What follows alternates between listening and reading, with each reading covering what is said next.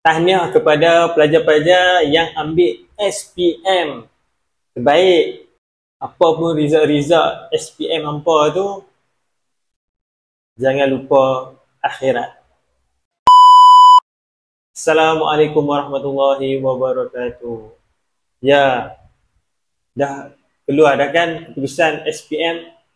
SPM ni sebenarnya bukannya sijil pelajaran Malaysia, tetapi SPM ni maksud solat, puasa, memberi. Alhamdulillah kalau kita hari ni berjaya solat, puasa dan memberi, insya-Allah kita akan dapat kesejahteraan tu. Kesejahteraan ni maksudnya ada dalam Islam tu lah. Islam tu bermaksud sejahtera. Macam mana kita nak jadikan Islam ni sejahtera? First kali kita tengok apa yang baginda Nabi SAW bawa. Kita kembali kepada bagaimana baginda Nabi SAW amalkan Islam tu. Sebab hari ni kita tak amalkan Islam yang macam mana yang baginda Nabi SAW bawa. First kali bila kita berjumpa sesama kita ni, kan, sesama Muslim ni, bagilah salam. Kan, Assalamualaikum warahmatullahi wabarakatuh. Maksudnya sejahteralah atas kamu. Kan, kalau kita bagi ni maknanya kita mendoakan, kan. Percakapan kita ni doa, ada satu doa. Kita minta dengan Allah. Sebab itulah tindakan kita ni kena baca bismillahirrahmanirrahim, kan. Dengan nama Allah kita minta bantuan dengan nama Allah. Bukannya kita minta bantuan siapa-siapa. Bukan kita minta bantuan makhluk ataupun yalah material ke apa-apa yang kita sangkakan lah yang boleh memberi bekas. Na'udzubillahi min zalik. Sebab itulah Islam ni menganjurkan bagi salam. Kan, di akhir zaman ni memang perkataan salam, ucapan salam ni memang tak ada lah. Sebab apa? Sebab ucapan salam ni hanya bagi pada mereka-mereka yang kenal je. Yang kita kenal je saja. Yang kita kenal saja kita bagi salam, kan. Kalau yang tak kenal ni kita senyum, kan. Kita sengih-sengih macam tu je, kan. Kita angguk macam tu lah. Sedangkan kita kenalah beri salam tu. Sama-sama lah kita berubah, kan. First sekali kita kena laksanakanlah solat, kan. SPM tu solat. First sekali solat. Solat tu bukannya kita hanya dalam solat saja kita ingat Allah Subhanahu Wa Taala. Sebenarnya seluruh kehidupan kita ni perlulah ingat Allah Subhanahu Wa Taala. Puasa pula P, kan. SP. P puasa. Yang kedua, puasa ni menahan diri. Jadi menahan diri ni bukan sekadar dalam bulan Ramadan saja. Sebenarnya puasa ni kenalah dalam kehidupan kita ni lah. Kenalah menahan diri daripada perkara-perkara maksiat, kerosakan, kezaliman, kehancuran, apa-apa perkara yang menyebabkan sekeliling kita ni tak senang dengan kita, jangan buat. Seperti contoh, kita mengata perkara-perkara yang buruk, kita mengumpat, mengeji ke. Jangan.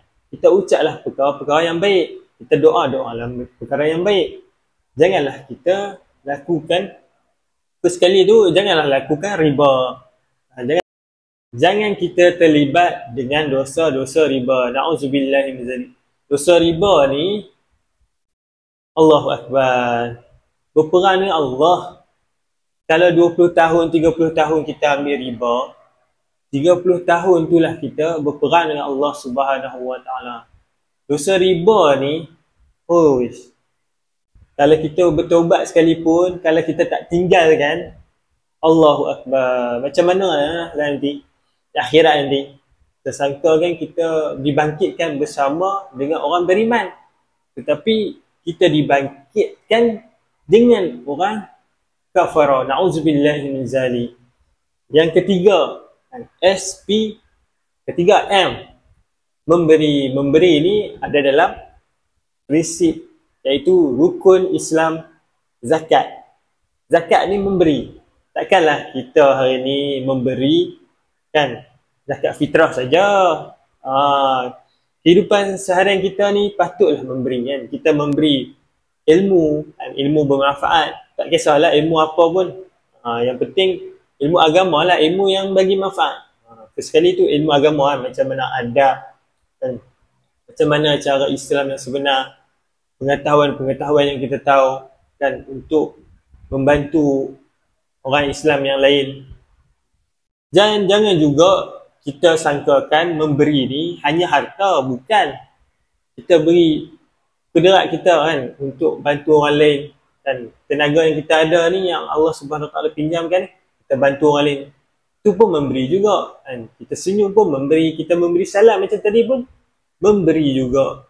Memberi ni dia luas kan, sedekah tak kisah pun kan, bukan sekadar harta, dan percakapan yang baik pun memberi juga. Kita buat baik kepada keluarga kita, isteri kita pun memberi juga. Jadi kepada siapa yang berjaya ni adalah orang yang melaksanakan perintah Allah dan meninggalkan larangan Allah Subhanahu Wa Taala.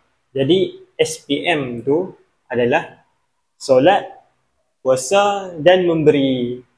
Tahniah kepada siapa yang berjaya. Tapi di dunia ni kita tak tahulah siapa yang berjaya melaksanakan solat, puasa, memberi ni.